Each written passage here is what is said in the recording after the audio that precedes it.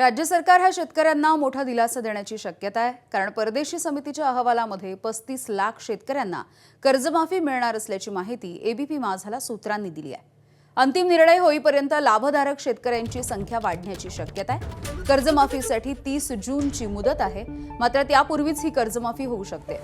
शेतकऱ्यांचे 2 लाखांपर्यंतचं कर्ज आता माफ केलं जात आहे। शेतकरी कर्जमाफी 25,000 कोटींची असण्याची शक्यता आहे।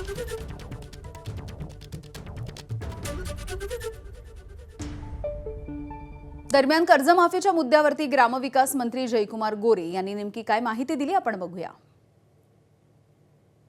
मुख्यमंत्री मोदयांनी निर्णय घेतला, आपल्याला कल्पना असावी की अधिवेशनामध्येच निर्णय घेतलेला आहे आणि 2 लाखापर्यंत शेतकरी बांधवांचं कर्ज जे थकीत आहे त्या शेतकरी बांधवांचं कर्ज माफ करण्याचा निर्णय घेतलेला आहे। लवकरच त्याची कारवाई चालू होईल। जी लोक नियमित कर्ज भरतायत अशा लोकांना सानुग्रह अनुदान 50,000 रुपये देण्याचा निर्णय घेतलेला आहे। त्याची प्रक्रिया चालू आहे।